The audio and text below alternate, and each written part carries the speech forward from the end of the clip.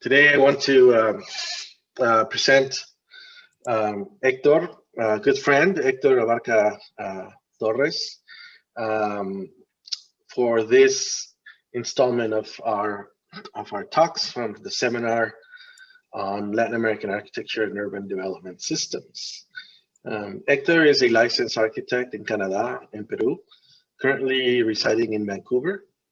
He studied architecture in his native Peru and holds a European Master's in Diagnosis and Rehabilitation of Buildings from Seville and Urban Revitalization. Plus, further, he has a postgraduate studies in Culture and Development from Turin and management of heritage buildings. Hector is currently working for Merrick Architecture on a high-rise steel building under construction in downtown Vancouver. Before, he worked in Lima for Walter Weberhofer, the most important modernist Peruvian architect, and in Los Angeles for the Getty Conservation Institute. He's member of ICOMOS, Canada, the Royal Association of Canadian Architects, the Arthur Erickson Foundation, and the Society of Architectural Historians.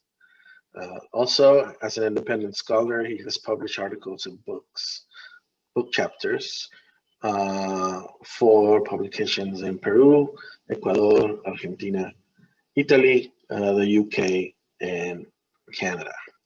So I want to welcome Hector for this lecture on our topic of the week, which is Lima. And Hector, well, it's all yours. Thanks for coming. Okay. Thank you, Rene. First, I want to thank the School of Architecture University of Oklahoma and Rene for the invitation.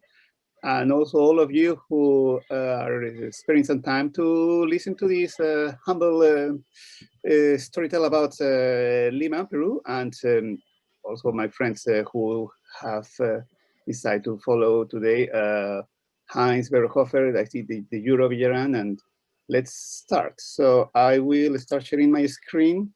Okay, doc. So here it is. Rene, can you confirm we can see everything correctly? Yes. Okay, perfect. So, okay. Yes, I will try to be fast so we have time at the end for some conversation. So this is, welcome to Lima. This is how the city looks today and have been looking for several decades. The formality and the informality living together. Yes, the title of this talk is 6 Urban Cautionary Tales for Easter. We just finished Easter. Easter Monday was a celebration in Canada and US. So later on, I will explain how we got to this title. First, before talking about where Lima is located, I hope that everybody have an idea after all the other talks about Latin American cities. Let's talk about the people. Yeah, this is what is important in defining or understanding Peru. Comparatively to other Latin American countries, there is an extensive percentage of native population. Guatemala, Mexico, Bolivia, Peru, and a little bit Ecuador has a similar component. No, here we see through history how different depictions of Peruvian native. Now, in the first picture is a famous photographer from the 1930s, Martin Chambi, and he is posing with the Indian from Lampa, and then Mario Destino, the current famous photographer. And also, I want to stress during the Spanish influence, there was a plan continuity. If it work or not, we will discuss it maybe later on. But before they arrived, there was a very established civilization. not everybody in Peru was happy with that. No, there was divisions inside what is called an empire, but actually it was more like a confederation rather than empire. No, and like the Spanish did in Seville, for example, or the Alhambra, they built over the existing structures. No, they found them solid enough. It might have been a religious reason to impose theirs upon the local beliefs, or it was just simple economic reasons that make them use the existing extant structures. No, and in the left we can see also the planned sequencing of the Incas and the Spanish kings. The Spanish kings called themselves Incas, at least during the Habsburg time. No, paintings like this is from the Cathedral of Lima. You can find them in Cusco, in Ecuador, in Quito. So there was an intention of recognizing for the first centuries, early centuries of the 300 period of Spanish rule called Incas. No, and then let's understand a bit more the Inca civilization. No, here with the shape of resting cougar, we have the city of Cusco. No, and this gives us an idea of that there was an idea of urban living and planning among the Incas. Now, in the top image, that is a mural that is in Avenida El Sol, in close to Cusco downtown, yeah, almost in front of the post office. So many of the tourists might have seen it. So here is the Inca, one of the most important Incas, Pachacuti, with the maquette of the city of Cusco, no, and he's directing the construction, no. Then there is another images of the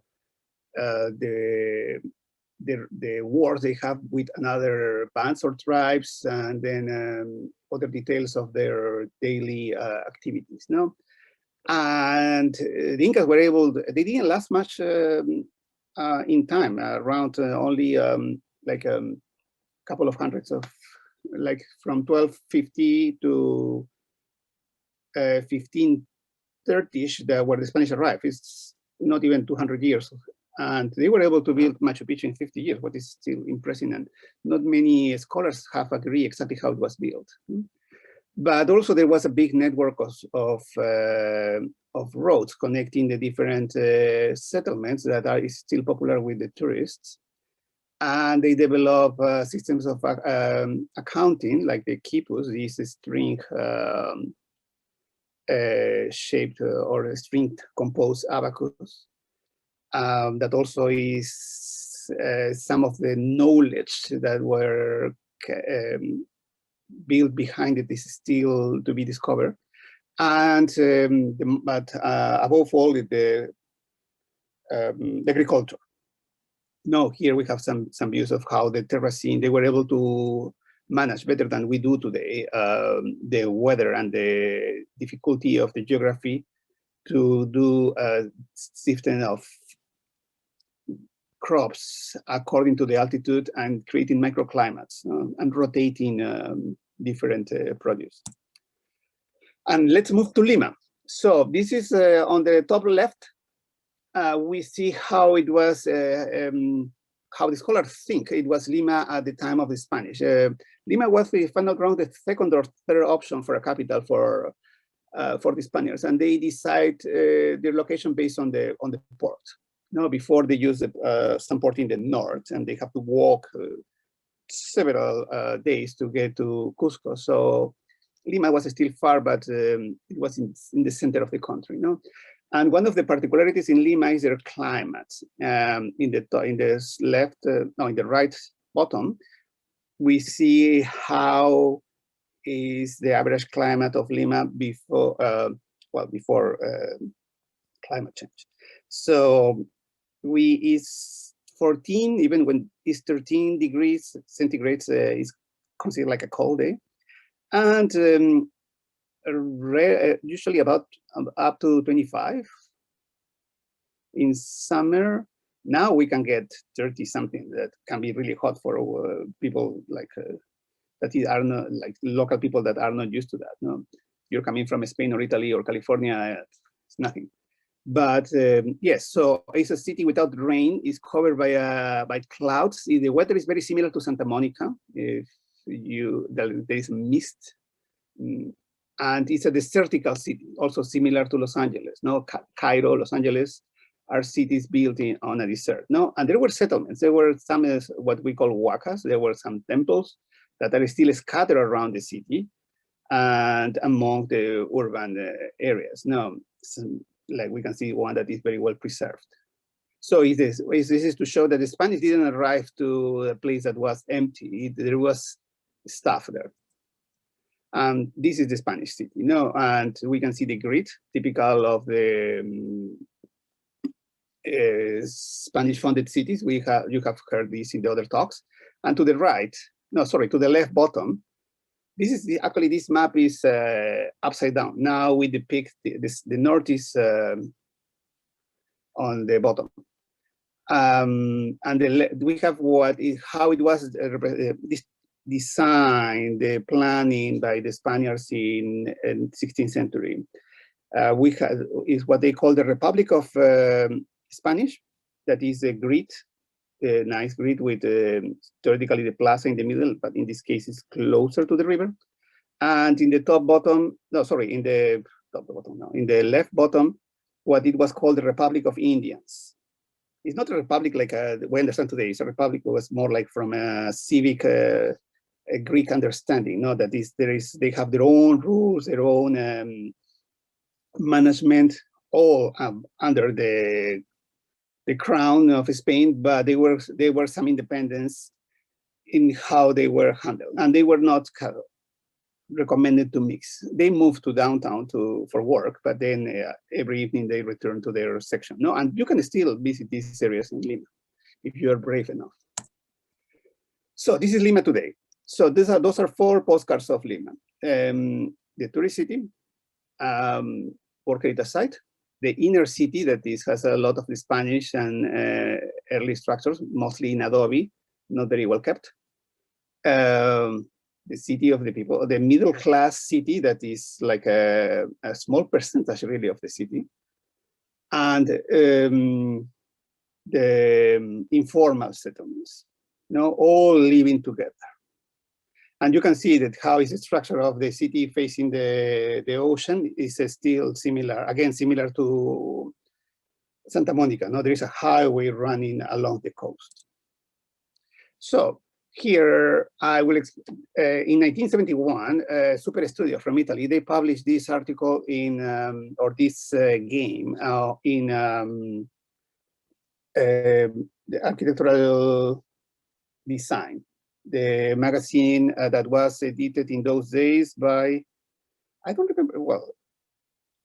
It was published in England.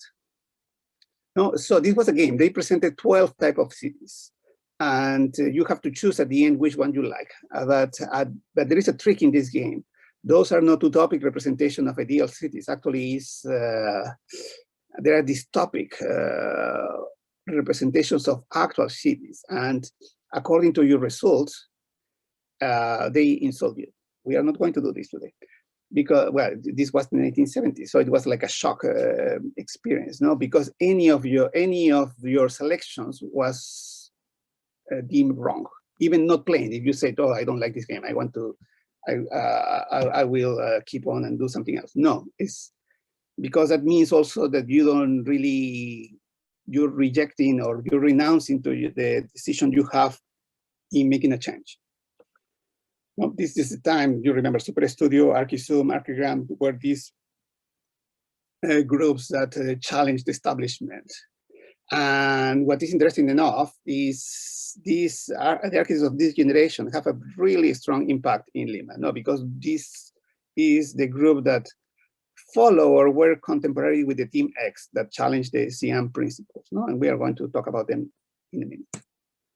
So, doing a similar game, as in this case, not 12 for Christmas, let's talk about 6 cities for Eastertide.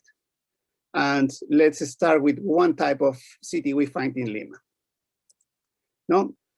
the first city is the earthen city in the land of quakes. Yes, Lima downtown, and not just Lima, it's most of the country, is still city made of mud. They have their own characteristics. We can see on the right is a museum, is an old house from a merchant whose son happened to be the discoverer of San Francisco, California, Bodega Bay, and Vancouver Island in Canada. No, it's the Bodega Quadra house. No, that's where Bodega Bay came from. No, so Alejandro Bodega was one of the last Spanish discoverers. No, he's still celebrated, Peruvian-born, still celebrated in the Museum of the Royal Navy in Madrid. No, and here we saw how was the typical Spanish house. No, the ground floor that is in the top right is made of mud bricks. Just not baked, just dry under the sun. No, that we see on the top left, how still the mud bricks are being procured. In this case, it's Cusco. In Lima, it's a bit more difficult to find them. Still, you can commission them, but there is everyday activity in Cusco. No, there are different sizes. Nowadays, we have some standards. I think that Peru, I have read that Peru and Morocco are the only countries that have legislated the Adobe construction in their building codes. No, the picture in the top middle is a typical second floor. It's really similar to what we do today as wood framing, with the difference that instead of gypsum, we have like a cane that is waving on the space between the studs, no, and all covered with a mud rendering. No, this picture is of a house just one block from the main square. What is really disappointing if you're a tourist looking for a pretty picture, but actually it's very interesting for the architect because you're exposed to the construction system. No. And at the bottom, we have two cases of two earthquakes that happened in Lima. One in 1940 that was really strong, given that the conclusion was that the government decided to ban the use of adobe, even if it didn't happen, no? And to the right is a later earthquake. We have 1970, in the case of Lima, 1970, 1974. And you're just left, because unfortunately especially those days, there was not a system of support in case of a major disaster. People were forced to live in the streets until they were able to secure another type of shelter. And this is how the first informal settlements started. This is just one block from the historical center of Lima, passing the river, but now it's built, now it has been upgraded to brick construction, but is next to the Alameda or the boulevard from the 17th century, or sorry, 18th century. Yeah, we have the informal settlement that started in 1940 from the people that were left to them by themselves after the earthquake, when they lose their houses. And earthquakes are not new. There is a lot of research. There is a lot of knowledge. There is publication from the government, support, but still there is not really a full implementation when you build your own house of taking account of the improvements in current or upgraded Adobe construction. Now, here we see one of the churches that fell south of Lima in 2007. I work in this project for the Getty, and it has been cleaned and it has been cleaned up, and there is some supporting structures to avoid their completely fall, but still little has been done to really finish it. No? And on the top right, one of the viceroys, he is depicted with the reconstruction of Lima in the 1760s, 1758, what was considered an earthquake that was as strong as the Lisbon earthquake. But different to Lisbon, after the earthquake, they created, or the first building seismic resistant building code that even we can, when we go to the Plaza Constitution Square from Lisbon up to the, oh, I forgot the name of the street, but it's what's called the Pombalin reconstruction from the Marquis of Pombal. Yeah, all these houses has been built with seismic resistant techniques from the 18th century. But in Lima, we rebuilt the same, and the earthquake comes, and it's kind of an endless repetitiveness of Kafkian situation. No. So the city number 2.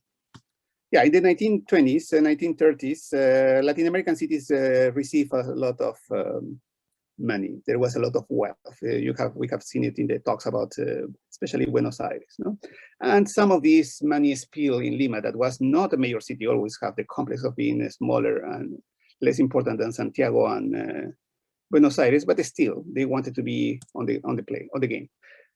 And because of the large Indian population or Aboriginal population, we have in this complex of not being European enough, there were developed systems of industrialization that excluded the Indian. So the Indian can be only redeemed if he become a factory worker. No, that's why, and there is a lot of research about these contradictions of Indians, yes, sorry, Incas, yes, Indians, no. Everybody loved all the Inca, these rediscoveries of the archaeologists. There was a lot of influence from the muralists from Mexico, Vasconcelos, one of the major Mexican thinkers, and all the movement of the muralists made Peruvian artists to go to Mexico and learn. And they return. In this case, we see the Peruvian Pavilion in Seville for the Ibero-American exhibition. It's still outstanding now. It's a small museum you can visit. Actually, I recommend it. And when we are in Seville, we can see that the Peruvian Pavilion, that has a blend of Spanish and Inca, and the Mexican pavilions are celebrating this mix, this blend, this clash of cultures, showing off the positiveness of this moment when they found each other. But when you move back when you're back in America, it's another story. You know, if the Incas they don't have economic value. And there is a lot of publications about this and a lot of legislation to keep the Indians, like similar to American Canada, in their own areas, not necessarily reserved, but we call them like in communities, but their only way their only value is for the economy, for the country, is if they become workers. No? And they were opposing voices to the official reading of the Indian. No, one is my grandfather, who published a book of, he died very young. And also my grandfather, Alfonso Torres, even he has followers and a school named after him, elementary school, about the education, especially about the natives in Puno, that is the border area next to Bolivia. And there is thinkers that still follow this implementation. There were some small implementations of rural schools that include agriculture and farming, that is different to the typical classroom we know today. No? And on the right, a famous journal by Jose Carlos Mariátegui that also discussed the topics of the Indians, not just from the aesthetic and nice point of view, but really in deep, even with some Marxist ideas of how to not just educate him, also make him really take control of their lives and recognizing the values that they can contribute to society, with what they can contribute to society. I don't know if I say it wrong correctly. But both these two thinkers, they died in their 30s, what is very unfortunate. They were all the followers, but those were the kind of some of known, well, my grandfather regionally, and of course, Mariátegui is a continental figure. No? And in the idea of disregarding the Indians and trying to compete to Argentina and Chile in bringing Europeans, because there was a lack of workforce, but the Indians were seen as invisible. There were some plans of facilitating their or enticing their move to America. So here is a plan for Lima downtown, and in the top right we can see two star-shaped or cross-shaped buildings, or it's a floor plan of this project. No, that we can see on the right and the top left. Those are it was called a rational colonial villa. It was planned to have a network of these buildings. It's a utopic project, but also sometimes utopic projects are very interesting, even if we know that they're not going to be built, because they challenge their local mindset, especially in the architectural realm. No, there was planned to have a network of these utopic structures from Lima to Argentina, to create a network followed by a railroad. And these ideas came from, this is designed by Pedro Paulet, who was not really an architect, but he was a very progressive thinker who brought a lot of, that he was really a Germanophile. And actually Germany was one of the countries that were really open to the Americanism. They were implementing American ideas, but in their own context. So in this bounce back, it came with this strange project that was published in the journals in the 1930s. No? And he was not the only one. No? In the top left, we see, and not exactly similar, but a comparative idea of Francisco Mujica, whose projects were exposed a couple of years ago at the Getty, that also they have dreams of how the Latin American cities can get modernized, because there was money and there was an intention, as we saw in the talk about Buenos Aires, how Le Corbusier even saw Buenos Aires as city that can be as important as New York in those days. And it was not just Le Corbusier, also Richard Neutra explained the same when he visited Argentina and Buenos Aires in the 1940s. But some of these projects become reality, always came from this German influence. No, this is, we call it like a boat or ship style, but actually some sort of German modernism, no? And with all these ideas of, we are now already in fascist times in Europe, so housing, sports, it's a complex around, built around the stadium, medical support, because in the projects of making Western or Westernizing the Indian, yeah, there was a lot of legislation passed for support, providing housing, healthcare, even on the left, in the bottom right, popular restaurants. So they were feeding the population, because so it was attractive to leave your community in the rural areas, move to the city and become a worker. No, those were implemented like poorly, but still there are some traces that where it happened. No? And some of the results are very, very curious. Even there were follow-up in Buenos Aires of the ideas that were happening in Lima. No? And then let's move to the next one. No, the next type of city. These European ideas evolved after the war, and they were already embraced. There is also a return. We saw how the ideas from the United States, the high rise, went to America, to Europe, and then bounced back to Peru with some ideas of the Bauhaus, no? On social housing. But then there is another bounce. No, this is considered by some Peruvian scholars as the first neighborhood unit in the world. I'm not completely sure about that. I think that the one in Los Angeles is older, but this is, I mean, in an urban area. No, if we talk about the Greenbelt cities that are composed of several neighborhood units, yeah, those are older. No? So, but again, if we're talking about social justice, what is really interesting now that is very popular, this name, in 1949. No, this project started in 1945, and it was meant to be a plan for Lima. No, here is an architect educated in the United States.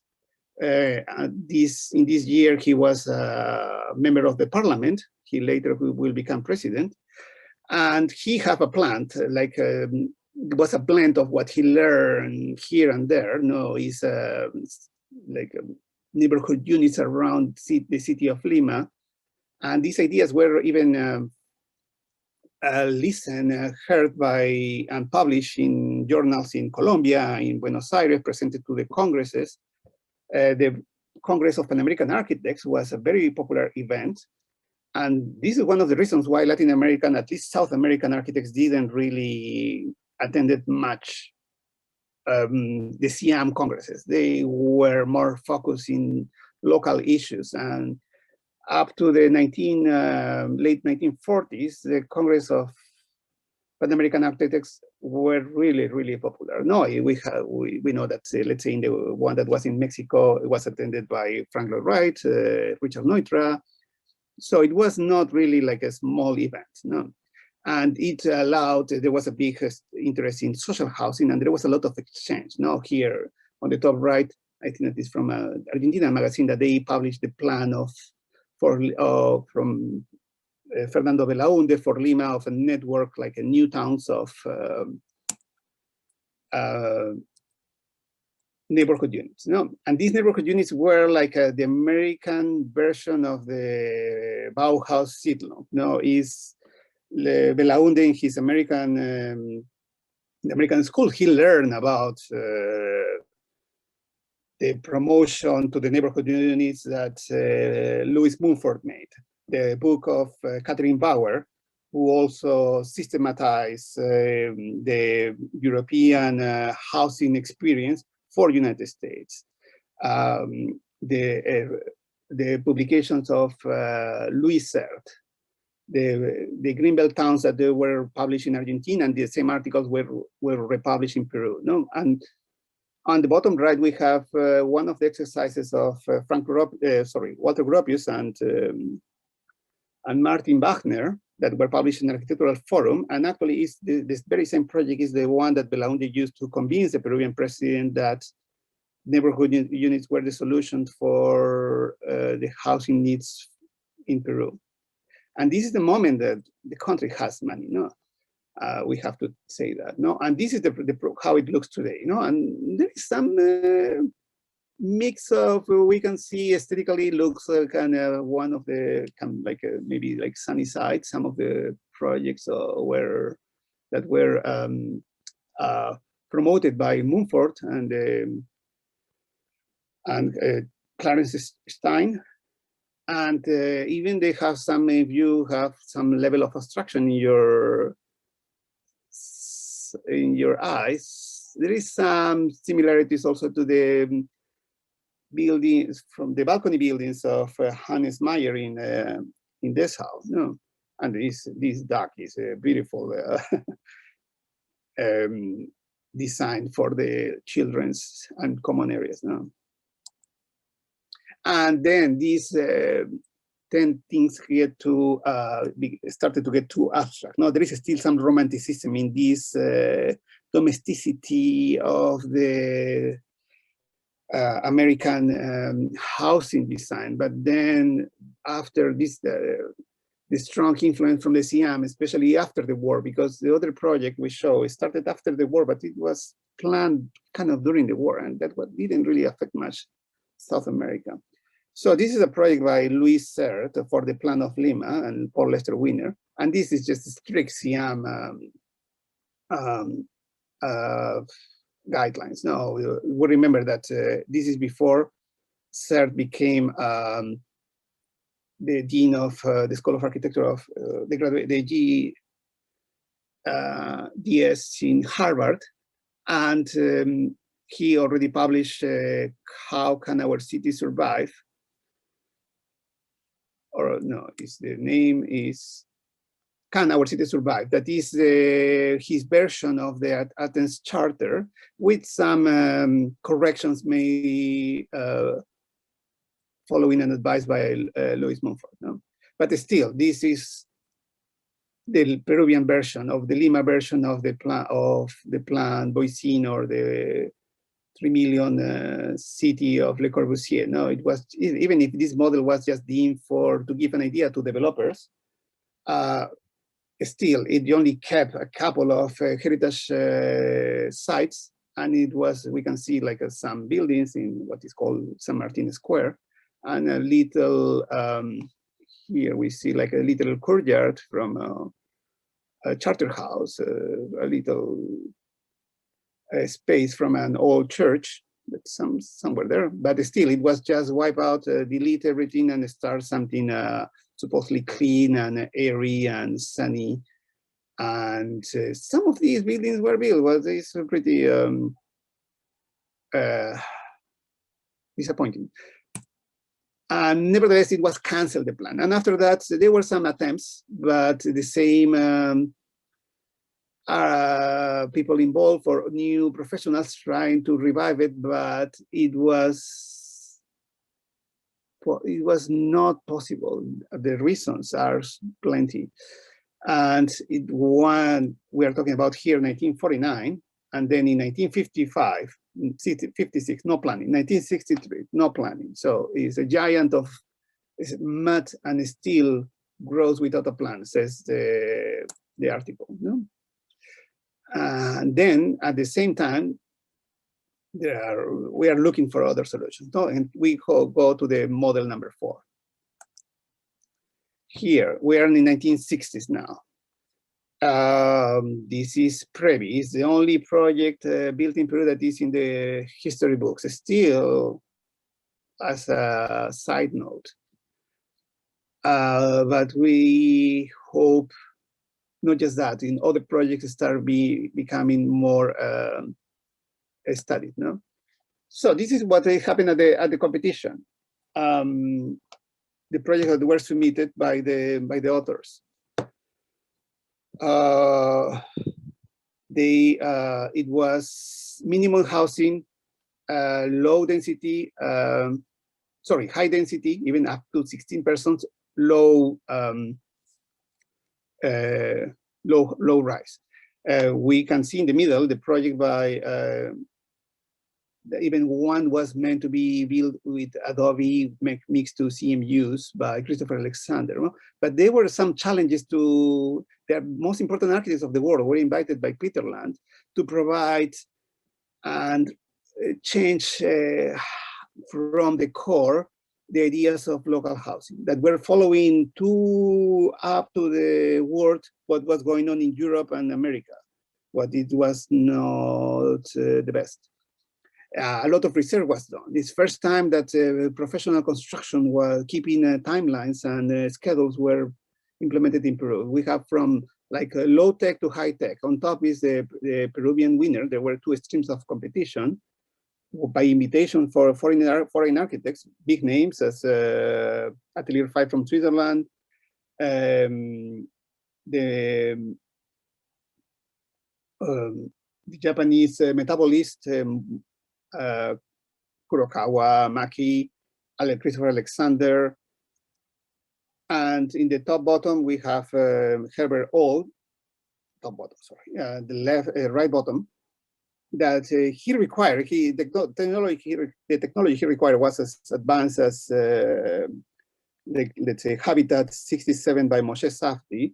It was really impossible to implement in those days in Peru. It is still, well, this is not the example. This is an example built, published in Arts and Architecture, but it was really similar. He was the winner of the international stream. No, the Peruvian is like a tilt up and easier to handle, no? And some of these ideas are not new. It's Peter Land, a British architect who was behind this, we can see how the Bauhaus in the 1930s and developed the idea of the incremental or growing house, and how after Previ it were followed up by Aravena in Chile. No, so it's a plan grown, do it by yourself with technical guidance. No, they just provide first stage of the services and the main structure, and then you were able to continue by yourself. Some of the houses remain original. We have the two examples, the Japanese and the Dutch by Aldo Van Eyck, and one of the Peruvian winners by Manuel Llanos, who is now living here in Vancouver. And some were more sophisticated, and others like really like low tech and really more manageable. No? And what is one of the interesting parts is also the development included public spaces, games for children. This is designed by Peter Land and Aldo Van Eyck, not necessarily together, but influenced by each other. And the idea of the incremental city is not really that it's going to be something beautiful and a white version, a Latin American version of the Stuttgart Siedlung by the Bauhaus architects. No, it was expected to be messy. And some of the solutions today, I found them very, very attractive. Some are really challenging physics and are incomplete, but some are like, you can recognize the original project, in other cases you cannot. And all this revival of Previ that is I used to study just a few, like not far from it. We have to thank Rene for bringing his students, I think it was 2014, maybe a little before, I don't remember exactly, 2014. And he presented a video that you might have watched, where you can contrast how the Peruvian architects look at this as a deception. They're like frustrated because the project was not fully implemented and the homeowners were kind of abandoned. And it was not really a selection of owners originally intent. They were really like more like middle class and who were able to pay, rather than the really the low income. But on the other side, other sources, especially we see at the MoMA, where Peter Land, who created the project, and follow up, and Rene are discussing the video, and in the section dedicated to Previ, and how many of the foreign architects, they were actually looking to the solution or this current status as really, really positive, because they were able to complete their houses without any support and direction. They remained there.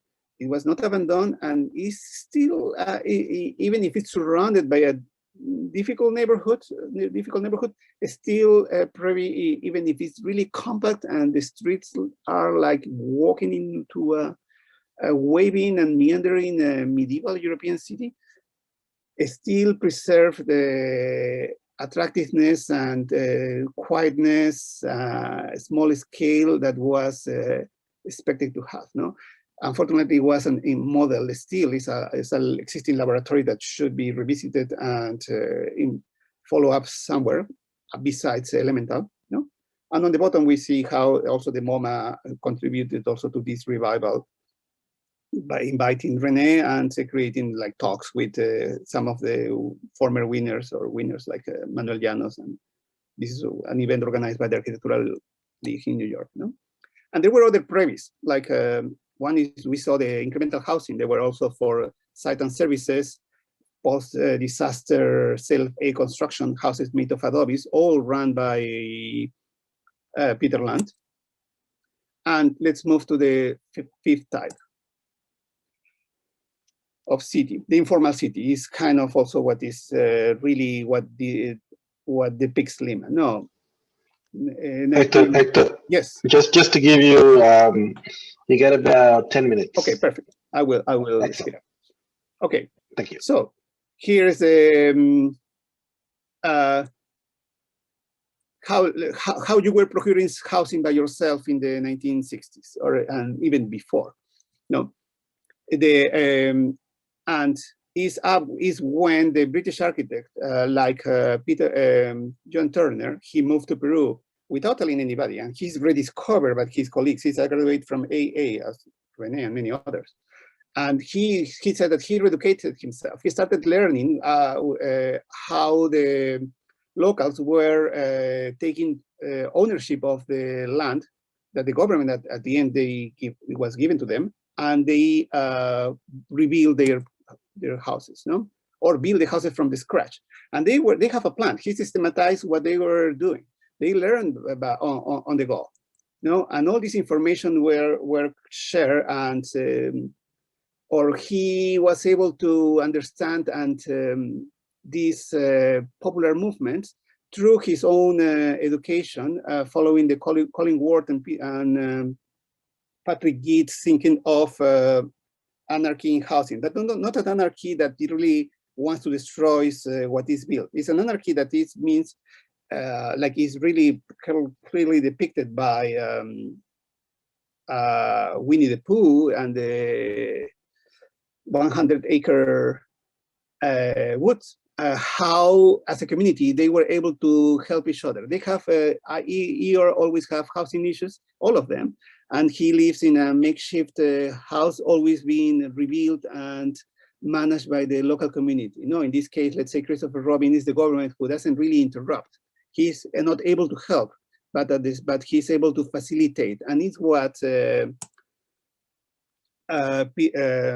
John Turner managed to share. His self-help and mutual aid was not new, but he was able to get to Habitat in Vancouver, the first Habitat, and explain to help explain and establish that self-help and informal settlements are not really a disease, that there is no sickness there. There is no, it's not low life. It's just people that needs to be helped. And if you cannot help, let them do it by themselves. No. And there was a complete movement, because in Habitat 1, there was a full exhibition of Tondo foreshore and informal settlements competition in Philippines run by Architectural Record. And this really changed how we saw the world, or the cities in the third world. Another city in Lima, Huaycan, was designed to be informal. Not informal, let's say, was designed from what we were able to get. There is the image of seen from the car. The houses are incomplete, doesn't matter. What is important is that you have a house, no? Seen from the car, because the car is a symbol, the car is a symbol of progress, no? In these drawings by, and the modernist, oh, I forgot his name, one of the modernists from Hungary, Bauhaus, Marcel Breuer, and how, yeah, it's Rainer Baham in Los Angeles. No, the car is important, even if your house doesn't look as pretty, no? And this is also taking now, like connected to the movements of architecture without architects, the Holder catalog, that it was a source of information for people that took housing by himself, like Drop City, no? And the same, this is now, we are back to Peru. Is the now on the top right, those are the architects who now run the School of Architecture of the Catholic University, and they moved to the site and they design hand by hand with the local communities. No, that you can see when we visit there, that it's not really that informal. There is some structure behind it, how, and when we approach the slope and how we design together, without the support of the government. Sometimes they do, but they don't stop the local initiatives. No, and now there is no Peter Land or John Turner around to help us, but the locals have taken over. No, the Getty working with the small towns around Cusco, rebuilding their churches, is more for research rather than really support of their housing or structural needs, but nevertheless, it's something that is happening. Also in the jungle, in the city, in Lima, informal areas or these lobe cities, and Espacios Revelados, who is also working in establishing a network of abandoned structures in Lima downtown. No? And then we look back to this type of cities, and we have something. It's like something I have just discovered from a graduate from Oklahoma, Peruvian, who's criticizing in his return to Peru after living in the 1945, after 1947, she leaves Peru, she goes to Oklahoma to study to study with Bruce Goff, and she returns and she finds how the city, because we have seen all these models, is really changing and really working with the people, but the Indian is not in the picture, no. So she's criticizing who would become the president of Peru, that the Indian haven't been taken out of the equation, no? And she writes a book, Modern Architecture. She wrote books of cooking that actually is a beautiful blend of cultures, and is the most interesting depiction of how really different types of person can live together, no? And blend. So let's go. Now we have to review what in these cities we have reviewed, which is the one we would like to keep. No, this is 1965. We have the modern and the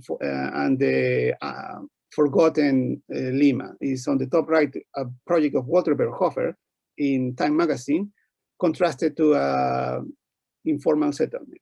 No, because there is good architecture in Peru. No, this is I have worked, as mentioned, for Walter Berhofer, and I have done some research and published chapters or articles in journals. But we have to live in this construct of formal and informal, and in many cases it clashes. There is and now that there are not these what they were called the barefoot architects who moved to these slums and started working with the local communities, that we have very few of them in a massive conurbations, and there is little legislation implemented. So our map is a new urban agenda and the sustainable development goals. If we could look back to what it was done by Peter Land and John Turner and Pat Crook, that we haven't talked too much about him, they were somewhat framed by the Patrick Guedes thinking of just going beyond the structure, the infrastructure of housing, also talking about the social aspects. But all this framed now in this map that for an advanced city like Vancouver or Oklahoma City doesn't mean much, but the new urban agenda for a developing society is a good guideline. Okay, that's all.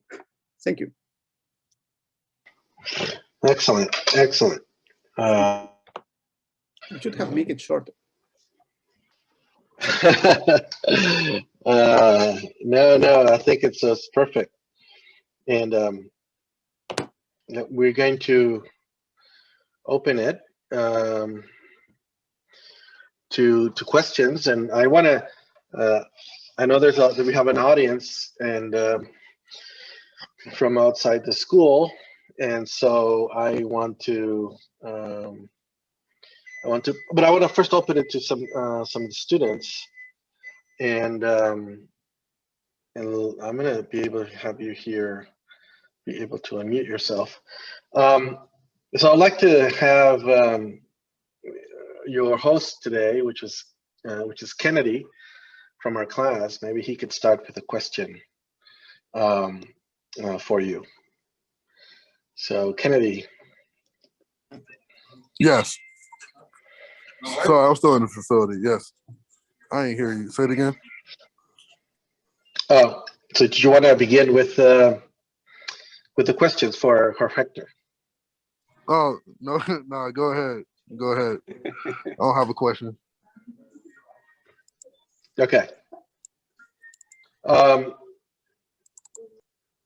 Let's see. Okay, so, well, I'll open it up to anybody who wants to have a question for Hector on the lecture. There's a lot of information, I know. So, anybody who wants to go first? Don't be shy. Yeah, don't be shy.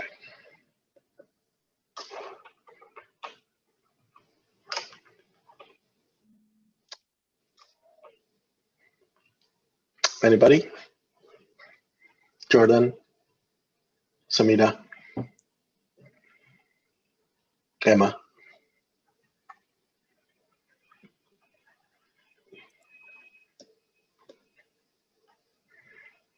Okay, well, they're kind of shy, but I guess I'll start. I mean, there's a whole lot of information in your talk. I mean, there's very, very rich.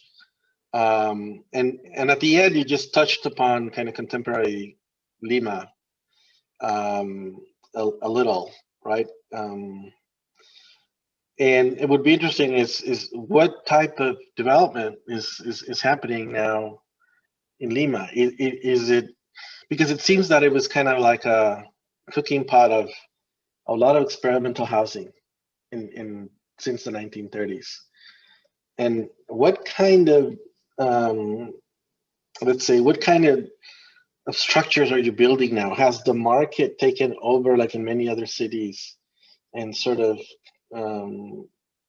you know, built these normative buildings? I mean, is there still a sense of discovery, a sense of experimentation, or is that still alive in the city? I would say that really little, because architects has quit practically working on social housing, because the current social housing was always managed by the government, even if, or promoted by the government. Now is more, we're following the current housing policies follow the Chilean model that is more similar to the, I would say, to the American or Canadian, that is given the land is facilitated to a private developer, and with some taxing or some sort of economic help, and there is no control in the quality, or even they have there is some special codes or some ordinances for this type of project that allowed more density. There was some special legislation for Previ that allowed, for example, the setbacks to be deleted, and something is happening, but there is no like control in the quality, not in the construction, not in the architectural quality. Mm-hmm. What I see, this is a difference from US because and Canada, because usually it's a three, even if when it's given to a third party to handle and manage the project, still there is like a private-public partnership.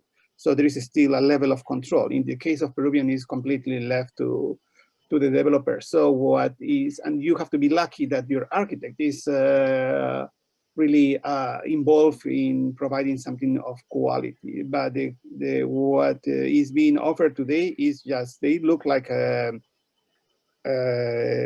what it was being built in Bucharest or Warsaw. Even Warsaw was better.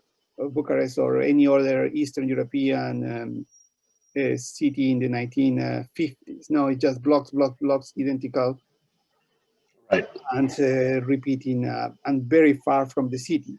The architects are working for the private sector, that they are able to provide something more attractive, but it's upmarket and it's not really meant to resolve housing issues. No. This is what is happening now. It's not really, I don't think that there is much of an advancement since 1960s. Right. The only interesting part is the architects who are really moving to the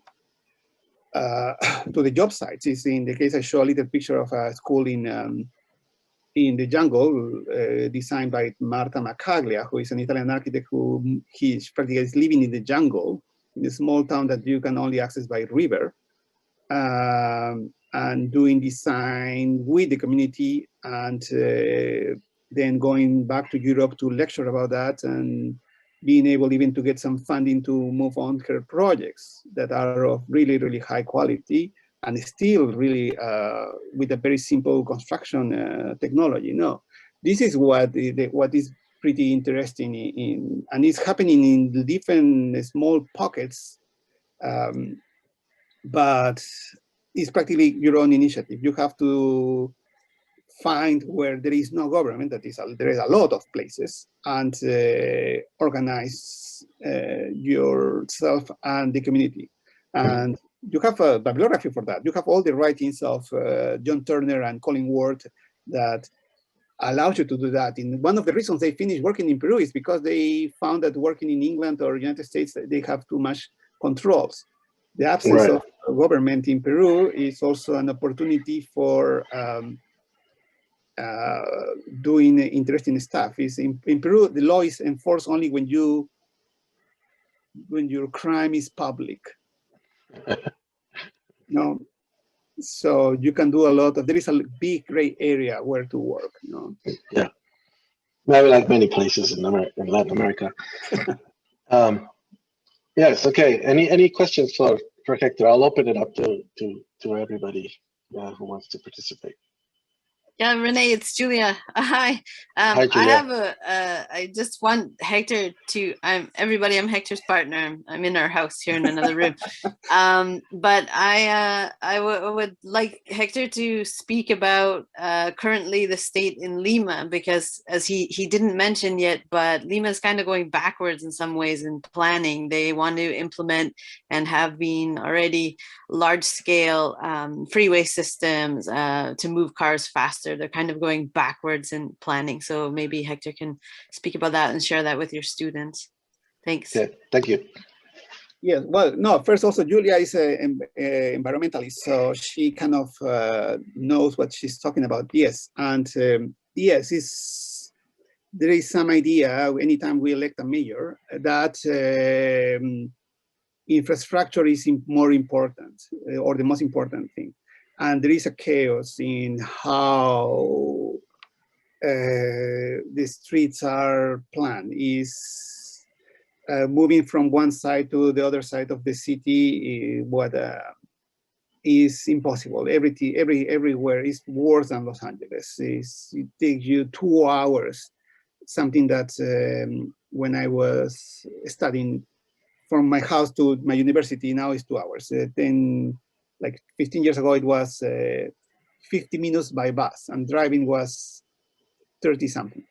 So and the solution is to build more roads. No, is to build an extra lane, and taking the medians or the setbacks from the houses facing this street. And the roads that were 2 lanes now are like 4. And the sidewalks are being shortened. So there is an important, because now everybody can afford a car.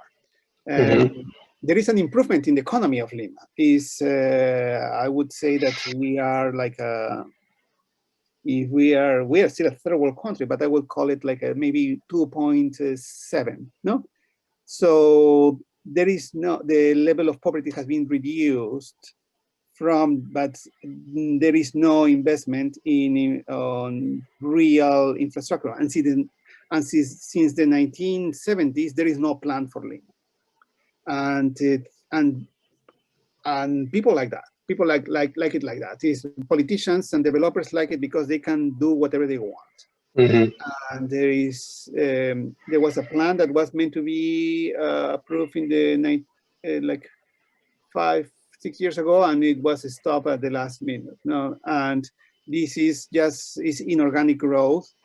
Still, there is a lot of now we notice with the pandemics that nobody invested much in hospitals, and still is not a big crisis like in Ecuador, let's say, that they are throwing bodies on the sidewalks, because there was some level of savings in Peru. So it was one country that was a country that was growing like around 5% per year during the last 15 years up to the pandemic, no? Even during the crisis of 2008. But let me sort of ask you something, because we're having a little bit of limit of time. Yes. I mean, and I think it would be great for my students, especially because we've been talking about Latin America throughout the semester, is to maybe mention something that is positive, right? Maybe have them sort of come out with this, that there are also interesting things and good things happening in Latin America, which I'm sure there are, but we tend to sort of focus always kind of on our government's inefficiencies. But what would you consider, I mean, in Lima today, that you would that you think it's interesting, or moving ahead, or changing the way people think? Do you find any examples? For example, from right now, what I would recommend everybody to take a look is to the work of Barclay and Cruz. Okay. There is a couple. Even she was selected one of the, I think that the world's best female architect by the Royal Institute of British Architects, and she has been interviewed in architectural review. And actually, she takes advantage of this void in the Peruvian legislation, because she said, I can do whatever I want. But instead of being cheap, they go to the other side and being really affordable. So the projects are not expensive, but they're still really architecturally really creative. And they have been finalists and winners of some Niemeyer prizes, Miss Van der Rohe prizes for the Americas. They have been invited to exhibit at the Biennale of Venice, and this is something. And even they were finalists here in Canada for the prize of the Royal Institute of Architects of Canada. That is a prize. The money is as much as a Pritzker. It's not as popular because it's also focused that the project has to be socially has to have a social component. No, in Piura, north of Lima, they built some student facilities for local students for a private university. No, that is still right. Private universities are expensive even for locals. No, and at the end, the winner was some project in Chile, but it's difficult to compete with them. But still, it's something some couple I would really recommend to look at, and you can find material of them published in English. What is one of also the positive, my complaint to Peruvian architects is that they should publish more in English. No, because one of the little things I forgot to mention in my talk is these three the void filled by these British architects, Peter Land, John Turner, Pat Crook. Yeah. It has the support of the architectural design magazine. And it was not kind of on purpose, but this magazine was really interested in what was going on in Peru. And they somewhat, by paying them for their publications, they support their stay and their research. No? And they expand to all, so in Habitat 1 in Vancouver, expand this knowledge. No? And today there is a new wave of architects coming from different parts of the world to Peru. Maybe it's not as popular as other destinations, but still there is there is freedom to build, as Turner said. No? I have to leave because I needed kind of a steady income, but I always keep an eye and always planning I always try to return. I returned when I was working for the Getty in projects in Peru, still based in North America. But it's a very interesting place because you really feel like when you approach to a community, and they see and you really want to, they notice that you don't want to take advantage. you really want to work with them, there is a lot of synergy and really beautiful things come out.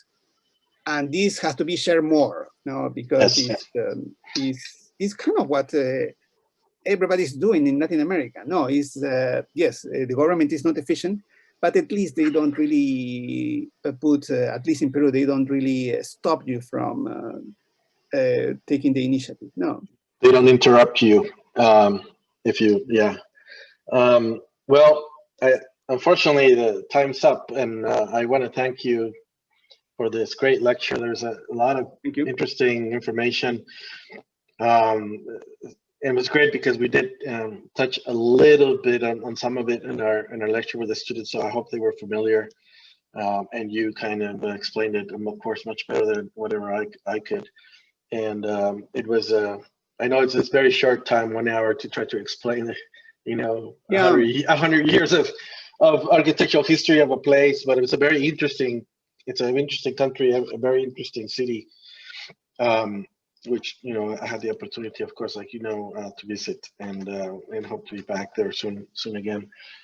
So thank you very much, Hector. This is good. This is going to be part of our lecture series, and it's going to be on our website, on the university website, on the YouTube channel for the university.